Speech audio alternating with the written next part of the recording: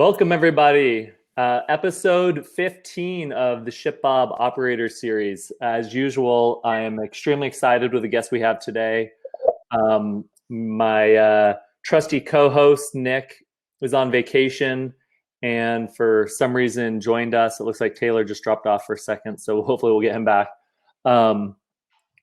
Nick joined us, got us set up, and he's going to drop off for now. Here we go. Taylor's trying to make an entrance. He wanted to show up late.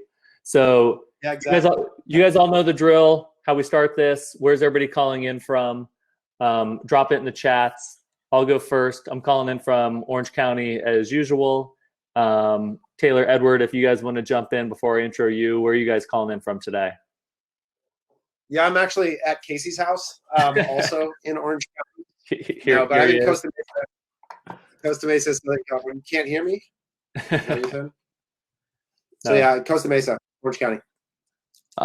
Very northern part of the state of Kentucky. So I've been told that nobody knows where Cincinnati is on a map, but if you can picture Cincinnati, we are just across the river on the Bourbon side of the river in the great state of Kentucky. Everybody's Googling that. Yeah. Fun fact about that: the bridge between the two carries a Edward Wimmer family namesake on that bridge. So if you ever drive from Cincinnati, Kentucky, think of this man right here. Already learning stuff. I love it. So I'll run through some. Let's see. Nick, our trusty co-host, has been in the most places than anybody. So he's calling in from New Hampshire. That's another place many of you might need to Google to see where that is. We got Montreal. Always have some international. Some more Orange County. We have Newport Beach, South Carolina, North Carolina, Calgary. Lots of Chicago, more Vancouver. We've got Haiti, Tennessee, more Canadians with Toronto. We have Greece. I wouldn't mind being there. We have Mohammed from Egypt. We have another person from Massachusetts. So I like it. Quite the crew, as always. Santiago, I'm assuming Chile. Cool. So I'll introduce these people. We've got here. So I've been fortunate to know Taylor for a bit. We actually had one of his colleagues on prior. So Taylor is the founder of Common Thread Collective, but today we're going to focus on 4x400, which is one of the companies that Taylor owns, which actually owns a handful of e-commerce brands. So they own Slick Products, Fielder's Choice, Bamboo Earth. They recently bought another company. I think they're on the verge of maybe even buying another. And so we are going to dig into that very shortly. But we also have Edward Wimmer here. He's the founder of RoadID, and I love their tagline. So it's fuels adventure and provides peace of mind. So now I know why Taylor introduced us. It's a father and son business. They started over 20 years ago, and they have a rather inspiring founding story. So before we get into the questions, Edward, would love if you'd share a little bit more on the origin of RoadID. Yeah, I'd be happy to. It's a fun story. I like telling it. If I get too long, you can just pull the cane in and pull me off stage. But it goes back to my senior year of college. I was a good son to my parents, so I would make those obligatory calls home once every week or so to let them know I was still alive.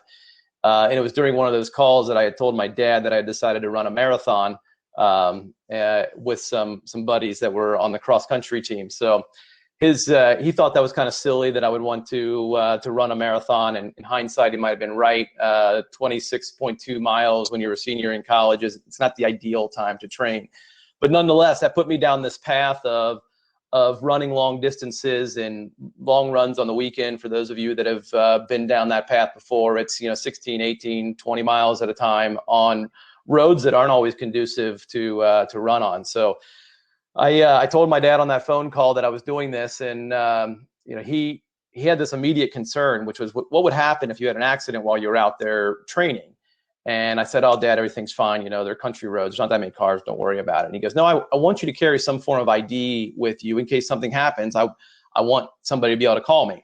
And I barely heard that. Went in one ear, it went out the other. And that very next weekend, went out for a long run on country roads, and was nearly hit by a pickup truck. And so to avoid being hit by that pickup truck, I put myself in a ditch on the side of the road. And I like to say from that ditch, I had two very scary realizations. One is that I could have been hit by that pickup truck. I could have been fighting for my life in a local hospital. And at a time when you would want people by your side, the hospital staff would have no idea who to call, how to access medical information, or even know my name. And so that was pretty scary. I like to say the second and far scarier thing that I realized from that ditch on the side of the road was that for the first time in 21 years of life, I had to admit my dad might actually be right about something. So it was shortly after that he and I, in his basement and here in Northern Kentucky, said, well, let's see if we can solve this problem with a wearable ID that communicates who you are, who to contact, and how to access medical information. So we launched that business in 1999, put up our first website in early 2000, and we waited for the orders to come pouring in, which they didn't. I will say that the day that we launched our first website, no shopping cart, nothing, just straight pass through, single order at a time, we launched the website, went to bed, woke up in the morning, and had 19 orders.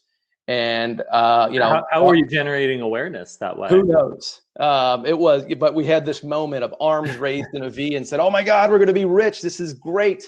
This online thing is easy. And then I looked at the orders in a little bit more detail and realized that it was one order duplicated 19 times. So I had first order of business as an e-commerce entrepreneur was to try to figure out how to credit somebody 18 times on one transaction.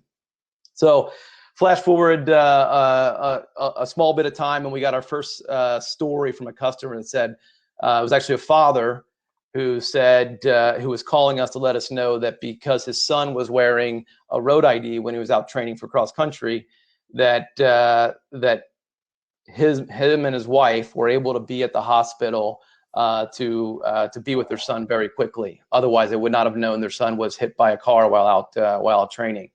Flash forward to today, to try to make this story short, it's nearly every day somebody's reaching out to us saying, thank God for my RoadID. And those range in scope from the very simple, I tripped over a curb, knocked myself silly. But when EMS showed up, all I had to do was show them my RoadID, and they knew who I was and who to contact. To the very serious side of the scale, people said they wouldn't be alive today without it, to the very tragic. We had a mom post very emotionally on our Facebook page that said because her son was wearing it when he got hit by a car while riding his bicycle, that she was able to get to the hospital in enough time to hold her son's hand to tell him she loved him one last time. So like heart-wrenchingly, like emotional stuff. But those stories across the scope is what keeps me and our team energized to show up at work every day, to do the work that needs to be done to tell this story to the world. So that's, it's kind of a fundamental belief that we have as a business, is that you have to love what you do so much that you think you'd be doing the world a disservice if you didn't do it. Like it's very core and germane to who we are, is that, we are a very why and purpose driven company, and we're doing it for something more than the bottom line. Yeah. Wow. That's, you must hear just some of the craziest stories. I know my colleague here at ShipBob, Chris, who I've worked with for a long time, he bikes like 70 miles a day, and he's had a couple of those pretty scary incidents. Because you don't know where you're going to be and how people will find you. So before we jump over to Taylor, because Taylor did call out, 2000s, like, it was before e-commerce was cool. It was before a lot of these shopping carts even existed, when they were literally just a shopping cart and a way to transact. Like, where and how did you even build that? And were you selling like directly to the consumer before that was even like a concept?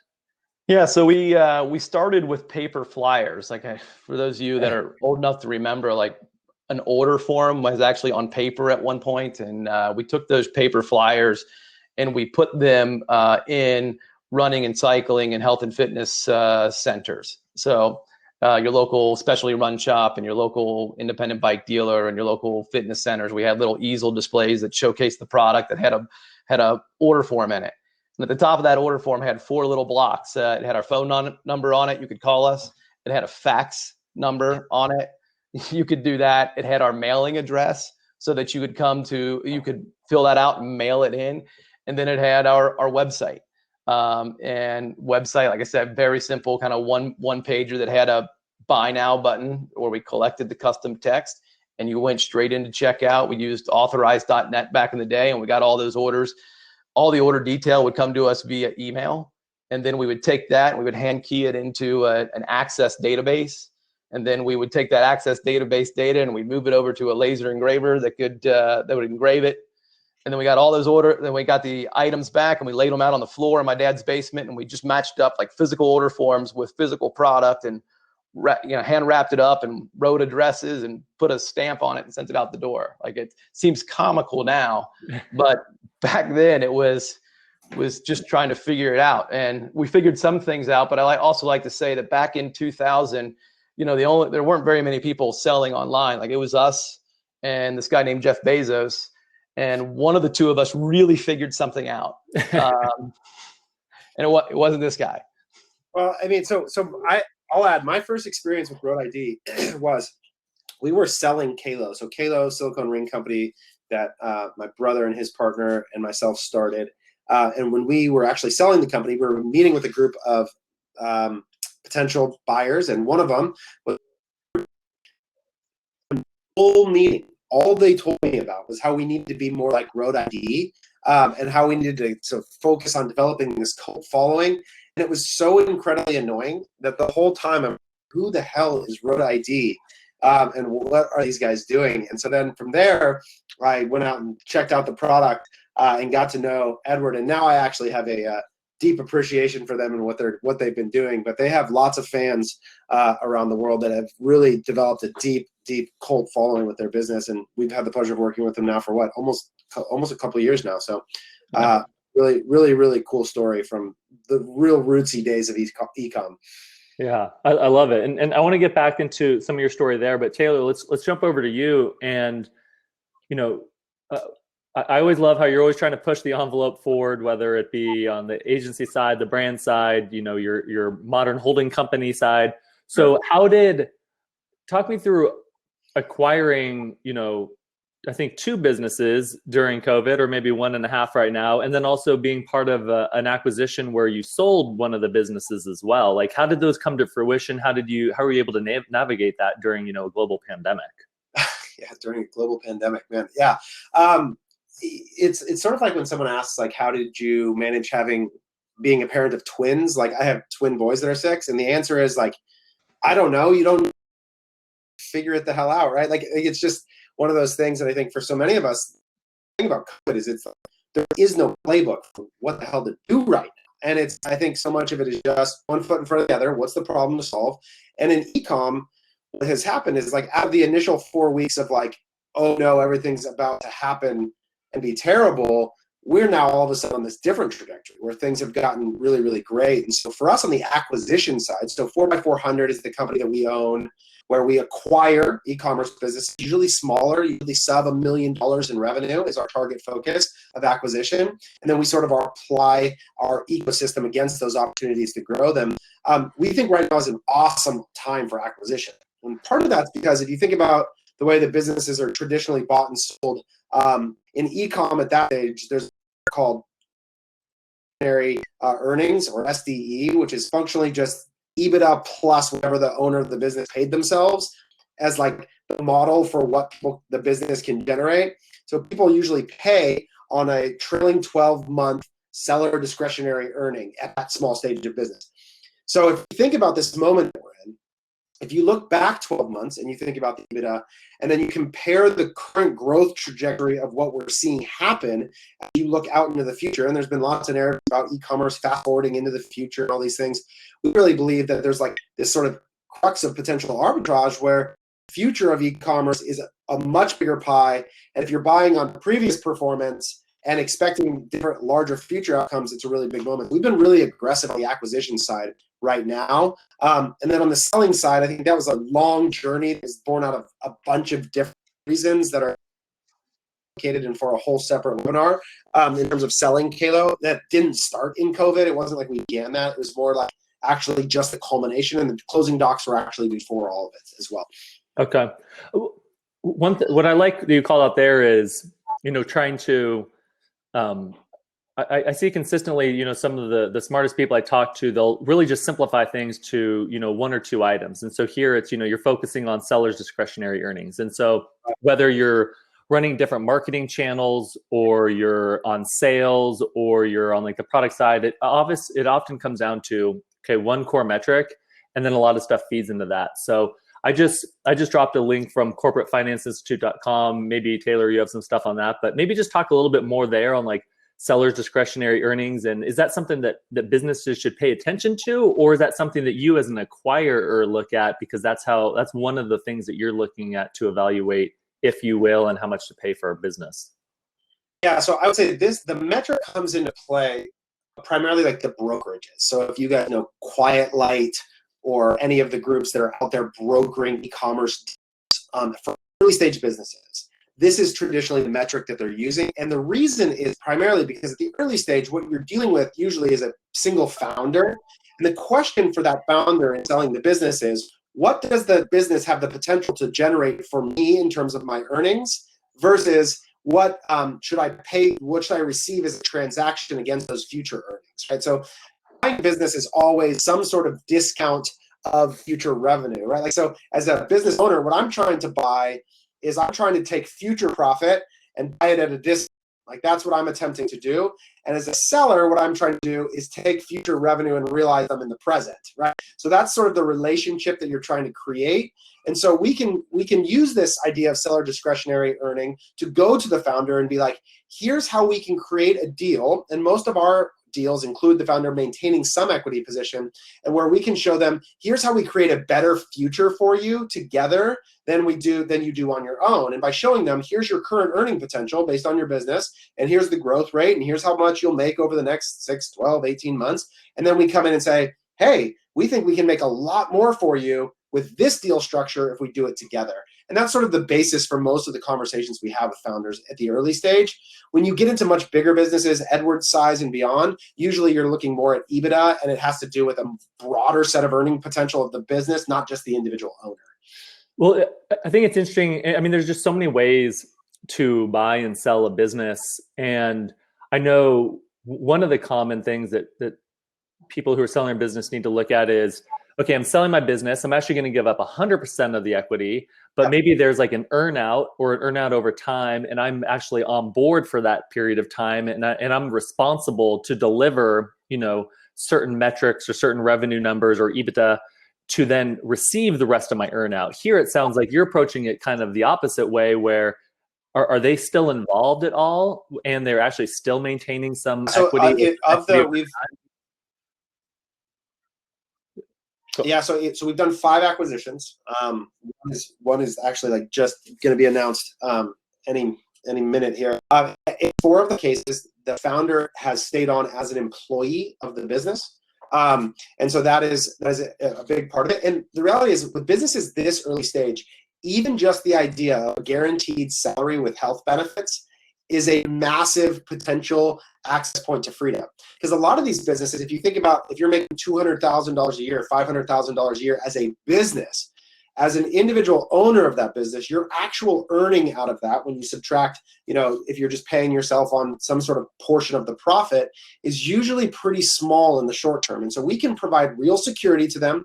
We can say, we're going to provide all this infrastructure around growing your business, and that you're going to maintain a piece of equity such that we think your cash earning in the 12 months is going to be greater, and your equity value in 12 months is also going to be greater. So it's sort of trying to craft a win-win scenario where we can take what they've demonstrated as product market fit for the product and then amplify it using our sort of tactical execution to create a scenario where we both win. But in a lot of cases, the founders do continue to be involved. I love it. So I have another question for you on something you touched on, and then Edward will throw it to you with the same question. So something, Taylor, that you've been very public and bullish on is, because you mentioned, we were talking about acquisition and acquiring companies, but during COVID and how that's an opportunity. But you've been very public on acquisition of customers for these e-commerce brands, which I know is something that everybody here in the attendance is interested in. So what have you seen, let's say specifically on like Facebook and Instagram, on acquisition arbitrage opportunities? How has that changed over time? And then Edward, would love to hear what you've seen as well. Yeah, so it's been a wild ride on that side of things in terms of what has happened. So if you look at, let's call the date, I think the D-Day that we all sort of remember, I use it in reference to the night that Tom Hanks and the NBA sort of cut out, which was March 11th. That's sort of like COVID D-Day in my mind. If you follow from that day forward, you have this really interesting pattern that many people went through, which was The week immediate following, panic, right? A lot of our partners on the agency called us and were like, what are we going to do? Do we shut down spending? Is the world collapsing? Everybody thought things were going to go really bad. And so you had this pullback. And so what you see is sort of ROAS decrease, spend decrease. And then all of a sudden, everyone realized quarantining everybody into their homes actually has the opposite effect. The supply of ad inventory goes way up because we're all just sitting in our homes on our phones all day long. Then you have this decrease where there is a large swath of retailers with big budgets, the Airbnbs of the world, the travel companies, all these people that are being really dramatically, they all their budgets out. And for about 6 March, sort of, let's call it 20th through the end of April, was truly a moment of arbitrage. It was decreased CPM pricing where you were able to access ad inventory at a cheaper rate. And we saw businesses setting record revenue months in April, almost across the board for a lot of brands, where April was this massive, suddenly it was like Black Friday was there in April. Now, of course, as any supply and demand marketplace will dictate, when it starts happening, what everybody does is they pump their ad dollars up, up, up, up, up, up, and the CPMs came right back with it. So by the end of April, beginning of May, you were back to that almost pre-COVID level. But you're still seeing an increase of volume even at that CPM. So we see less of this like arbitrage, higher efficiency that we saw in April, whereas May and June are still strong. And one metric I'll give you guys a little indication of on the agency side. So GMV, which you mentioned earlier, Casey, gross merchant volume, just total basic revenue across all of our clients. Q1 for CTC was about $50 million across our portfolio in the first 3 months. The second quarter, that same portfolio of clients did $98 million in revenue. And that is not supposed to be the case, right? From Q1 to Q2. Normally it's a small increase. Total portfolio revenue almost doubled from Q1 to Q2. And a lot of that was off the back of that sort of arbitrage in April and May. Long answer, but hopefully that's helpful. Yeah, very, very helpful. And it's, when these macro shifts happen, it's identifying like, where is their opportunity?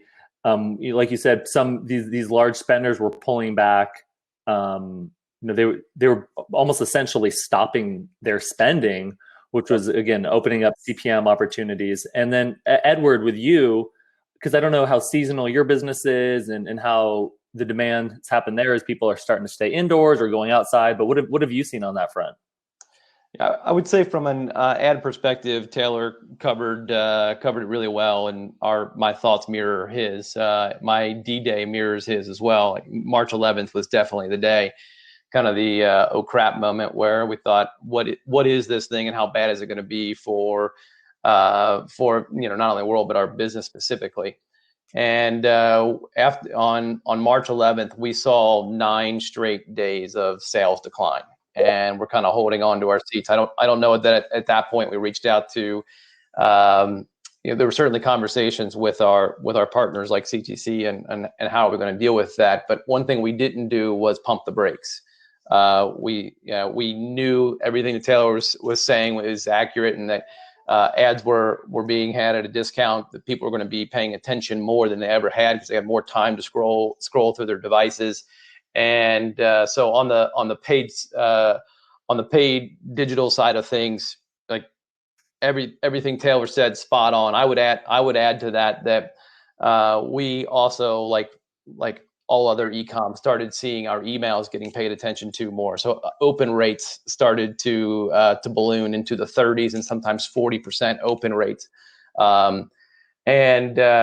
and click-through rates were going along with that. So we had this 9 straight days of decline where we were holding on to our seats a bit, and then it came back around. And March ended up with a growth month for us. We saw April was 40% or something like that over prior April. May and June have been the same experience. So business is growing faster than we predicted pre-COVID, mainly because of everything we're talking about. People are spending more time on their devices. They have time to see the ads. The ad inventory is going up. The CPMs went down for a while.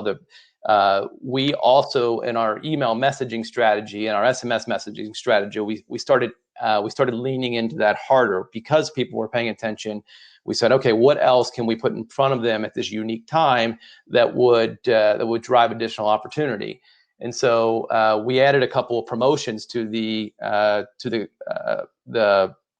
schedule, the marketing schedule, that we didn't plan on doing. We did and this is a unique offer that many people are scared to do, but our metrics on it say that it's perfectly safe. But we did a buy one get one free gift card offer. So buy a $25 gift card, get a second gift card of the same value for free. We did that at the end of March, and that was hugely successful. In April, we do a spring sale, which is typically our second largest moment in the calendar year, and we were a little worried about, should we do this? Is the timing right for offering a spring sale? Is the world going to pay attention to a company doing a promotion? And we said, you know what? I think they are. So we put it out there, and we had a record spring sale, beat Black Friday, Cyber Monday numbers. And I think Taylor would tell you his other e-com clients saw similar things happen. They were lots of days that were better than Black Friday, Cyber Monday happening in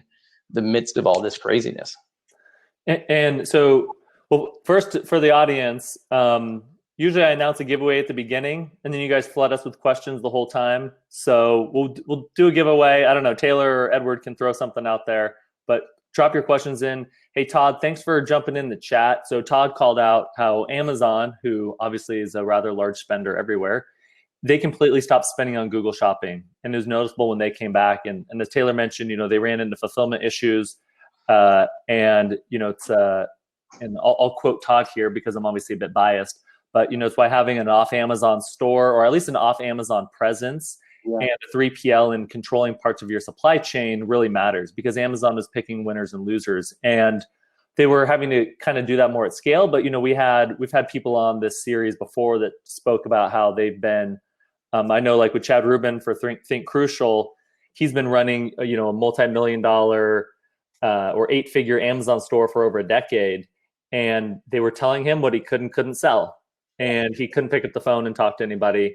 And they were saying, hey, you can sell this one thing, but that pretty much identical thing you can't sell. And there was no way to resolve that. So, it was just interesting to navigate that. And so I'd love to get back into some of the marketing and sales questions, but I do have a question here from Alvaro, more on the supply chain side. And so, Edward, let's start with you and then jump back over to Taylor. So how, and this is very pertinent for COVID, and I think people are still dealing with this today, but how do you deal with delays in production and being late to deliver goods to customers without losing them? And so how about let's just start with like higher up in the supply chain. Like, how are you guys able to navigate that? Edward, I'm not sure where you guys manufacture.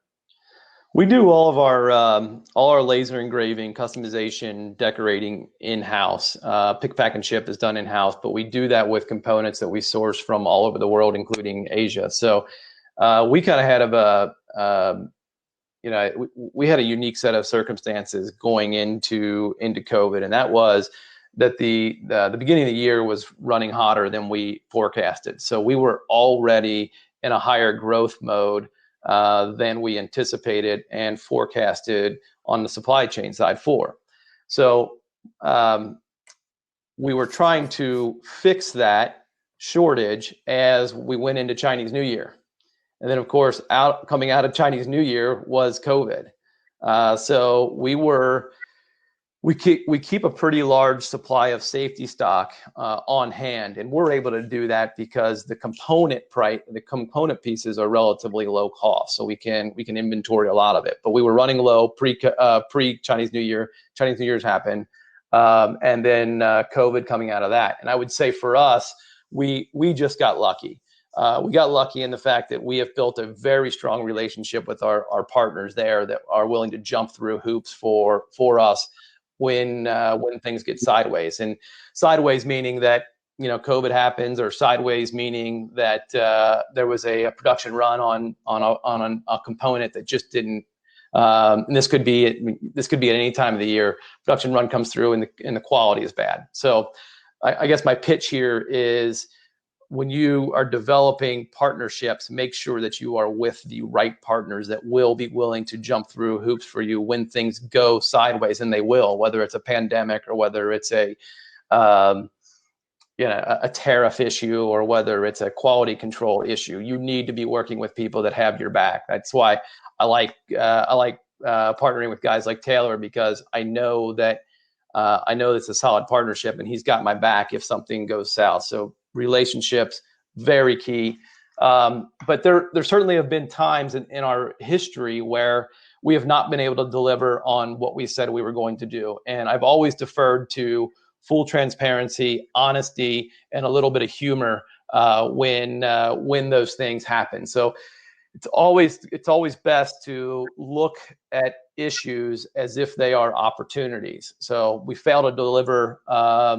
We say we're gonna ship something on the 1st of the month, yet we don't actually we're not able to do that until the 15th. Well, we got to get out in front of that. We got to message that appropriately and as immediately as possible, and then we've got to make good on it as a company, not as a business, but as people. So we got to approach our customers like people and tell them that we are earnestly sorry and that we will make it right. And that might even be giving them the product for free or a steep discount or a gift card to come back and buy something else for free. I love that. And that's been very consistent with some of the other people we've talked to. It's just, at the end of the day, there's always a person on the other end. And it's that honesty and transparency up front, and especially with what's happening lately, people's stress levels are a little bit higher. And then it's that strong relationships with partners, and that starts on day one and starts how you treat people. Because I think once COVID hit, there were some companies that were like scrambling and they're trying to forge these partnerships and relationships seemingly overnight, when it happens like over, years or decades. And so it's cultivating that from day one. And Taylor, you want to jump in? Yeah. And this is one of Edward's superpowers, is that kindness equals anti-fragility as a business. And what I mean by this is what he just described is that the way that I know he has an interaction with me is that if there was ever a moment where he called me and said, hey, I need net 60 terms, here's X, Y, or Z are going on, or hey, he's been so transparent with me about the way that they're bringing things in-house and how they're going for it, giving me room to plan for it. I have a relationship of trust and feel genuinely cared for by him. And what's an indication there to me is I know his suppliers, he would have the same type of relationship with them. And I know that his customers, he has the same type of relationship with them. So by the time that you get to the point where you're asking customers to be gracious with you because you are not fulfilling their orders, the question is who have you been up to this point for them? And if you are somebody who has reflected a level of care for them and built a culture and community around your brand where this idea that I am genuinely for you is part of the ethos of your brand, then you will receive that back. But if you wait until that moment when you need something from somebody, whether it's a manufacturing partner, your agency partner, or your customer, and it's the first time you gave a shit about what they felt or what was going on for them, you will not get it in reciprocation. And that's just the bottom line that I think people miss out on, and why some people were really well suited to take advantage of this moment. I think Edward's, this is how he lives his life. And it's reflected. You heard his story in the beginning about his customers. It's real for him. And you can't fake that relationally. 100%. And then Taylor, with you running multiple businesses, how are you guys able to navigate, manufacturing or supply chain issues up front before you're able to even especially because you saw this arbitrage opportunity from a demand gen perspective, but to make sure that you could actually supply that? Yeah. So forecasting into this moment is one of the hardest things to do. And so what I would say is the answer to this question is really relative to a lot of things in your individual business. One is the evergreen value of your inventory. So I'll give you an example. Our business where we sell these wallets, we have very few SKUs, and this billfold is our best-selling SKU. If we over order inventory now, we know eventually that SKU will sell. It never goes bad sitting on a shelf. I don't have to worry about it going out of season. This has been our core SKU for 2 years. There's very low risk in over ordering inventory or over forecasting demand, as long as we have the cash flow to support it. So in that case, really low risk. Where you get into risk is product that can go bad sitting on a shelf or that's on trend or seasonality, in which case it is incredibly difficult right now to forecast. And I empathize with that. But your cash position really matters. How much can you afford to be wrong? And in which direction do you want to be wrong? And then what is the evergreen value of that purchase for you?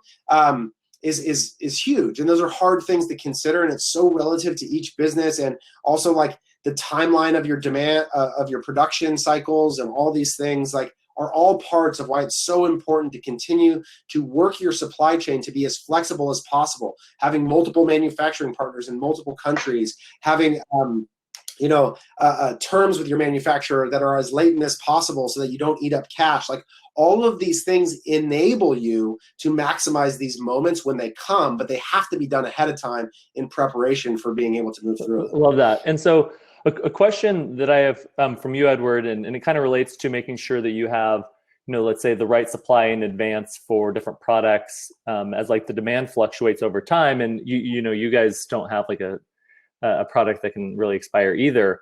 But you have products with Fitbit, Garmin, Apple, Samsung.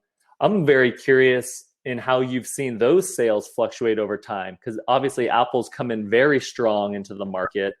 So I guess anything that you can share there on how that's kind of evolved, and if you've seen anything interesting over the last couple of months as well. Well, I would say that product line has evolved more over the past couple of years. So, connected fitness, wearables has, really kind of started with Fitbit, and then everybody got in the game, culminating with Apple. But we used to make custom IDs for every wearable. So we would every Fitbit version that came out, we would have an ID that fit on that wearable precisely, that was made just for that version. So whether it was the Fitbit Flex or the Fitbit Charge or the Fitbit Ionic, whatever, all of the different models, we had one that fit. And what we found there is that was just incredibly difficult to do, even with a tight relationship and having drawings of those products ahead of time, making and forecasting product that fitted device that the device maker had no idea what the demand was going to be for was really challenging. So we would end up with this huge glut of inventory for a product that fit the Fitbit Flex that was only around for a year before they moved on to the next model. So we were always trying to play catch up. Apple is the company that approaches product design in a different way. They're not constantly trying to change the form factor of the product. They like to make a bulletproof product and keep it the same for quite some time. So that's the one ID that we make for a device that we make specifically for now. Everything else, we've got more of a generic, what we call a sidekick, that will attach in an elegant way, but just not in a precision way to those other devices. So I would say that the lesson there is it's really hard when you start letting somebody else control your destiny, and that is so we stopped doing that. We stopped trying to make IDs for every specific device and said, how can we do it in a more generic way and still present a product that we're really proud of?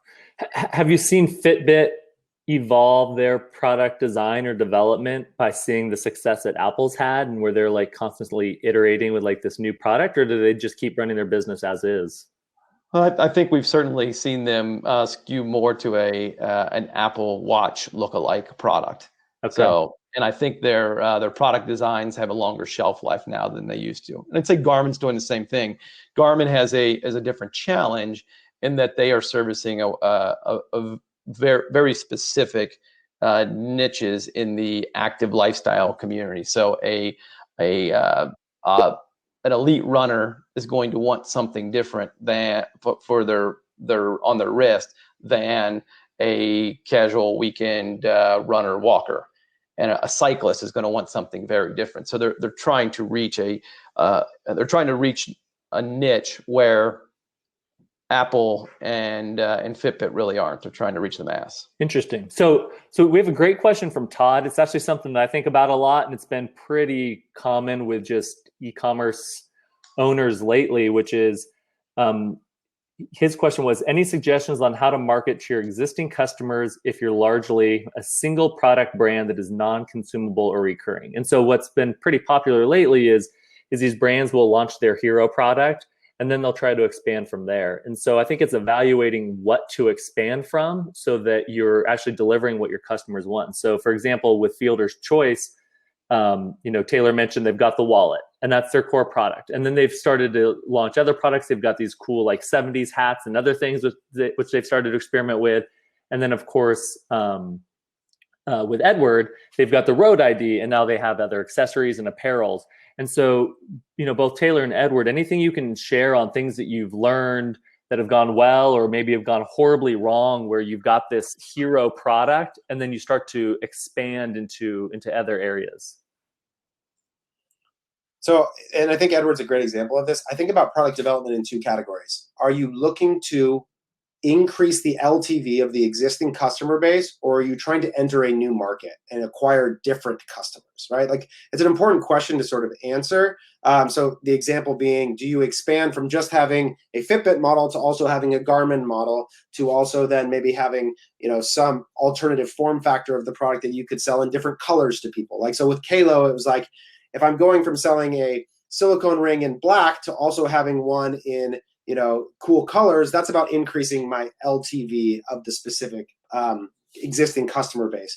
But when I wanted to go into a new product category, we introduced, and this is a similar path that they did, like dog tags made of silicone. And now all of a sudden we're into a pet category, and that's like an entirely different thing. So like with FC Goods, we think about our belts and our dot kit and our hats, all about expansion of the existing customer set. But we're working on things like leather goods made from basketballs as an expansion into a different subset of consumers that aren't interested in baseball. So like additional baseball products equals LTV model, products made from basketball leather equals new customer acquisition. And I think the distinction between those two things is helpful when thinking about product development. I love that.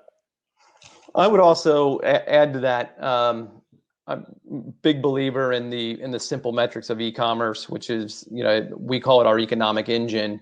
This is one of the first things that Taylor and I found that we had in common is the economic engine for e-commerce is as simple as sessions times conversion rate times average order value equals revenue.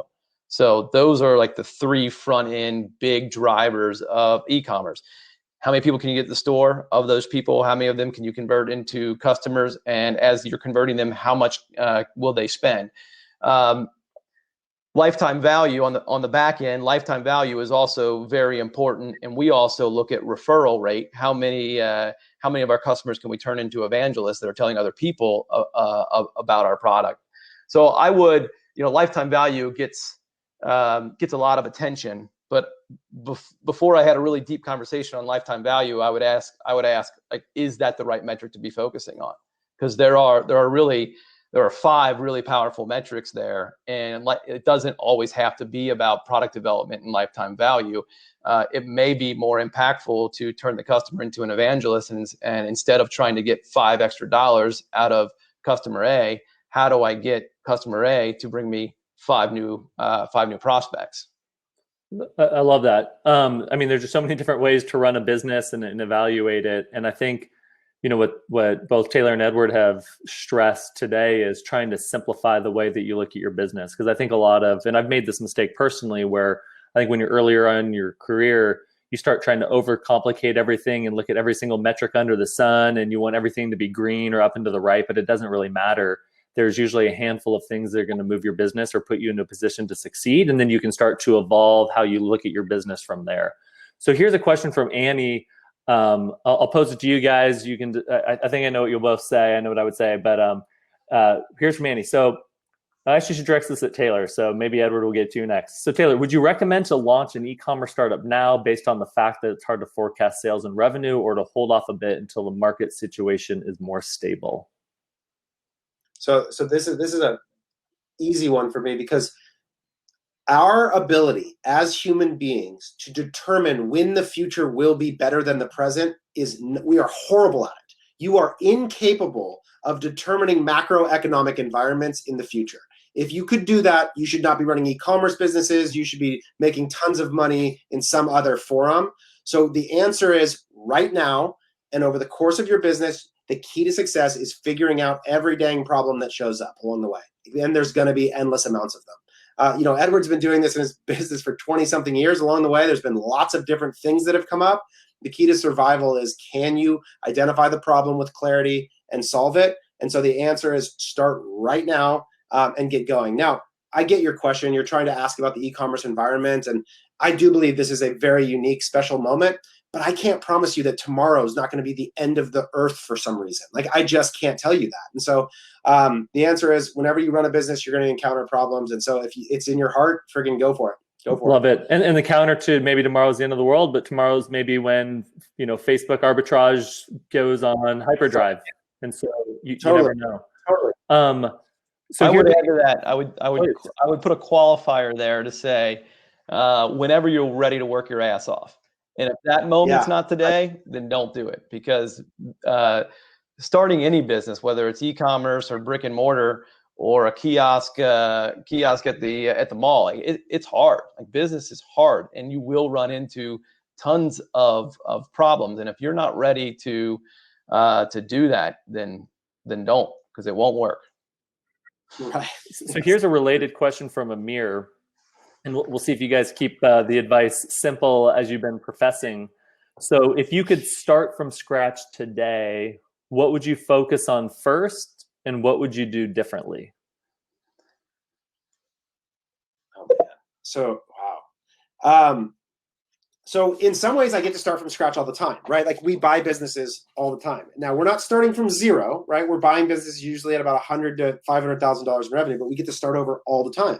And the way we sequence through it, it's like pretty principled. We want to examine the supply chain to ensure we look for like 70 plus points of margin. That's like a relentless pursuit that we're after. And then we work through that growth equation that Edward just described. Visitors, where is our traffic coming from? We break it down by every channel.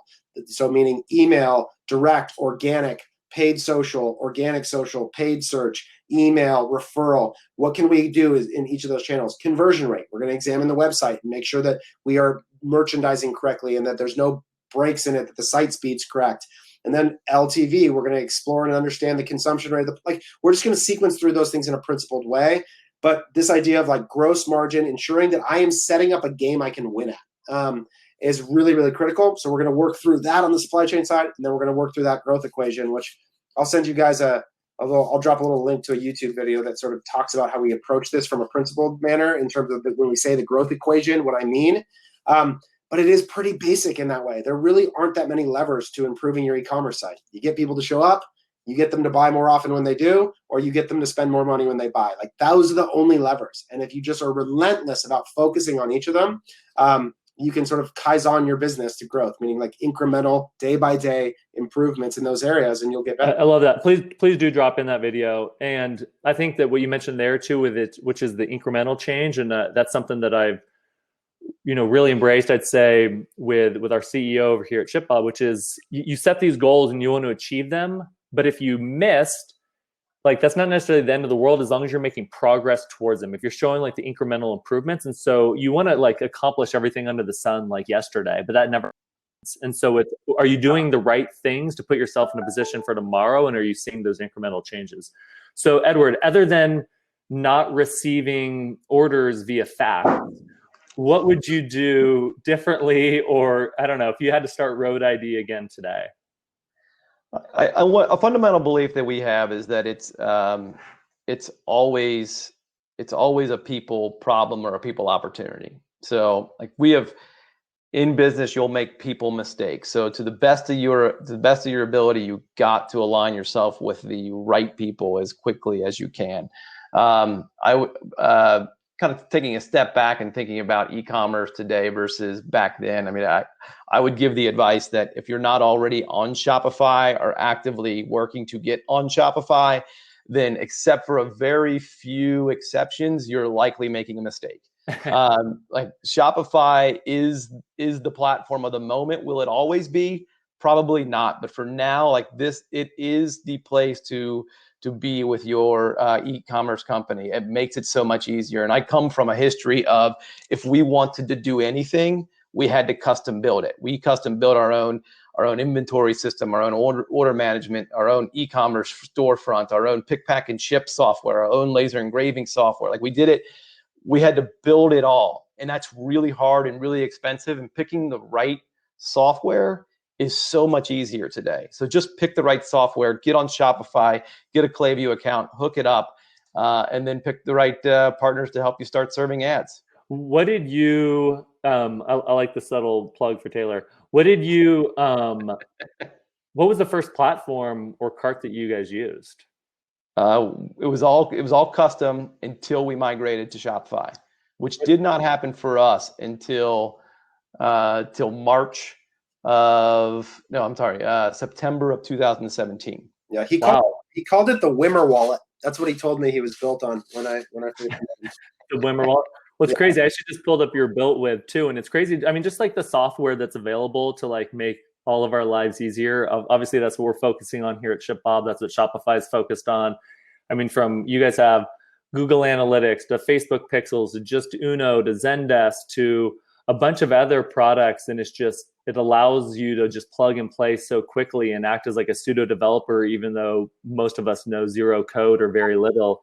And because you're not trying to build a dev shop, you're trying to build like with an e-commerce engine that pays for them. It's the inverse. Yeah, Casey, we had a software engineering team of 8 folks costing us more than $1 million a year just to do development, and not all of that was replaced by off-the-shelf applications, but we went from $1 million a year to run a store to $2,000 a month with Shopify Plus. Jeez. That's insanely different.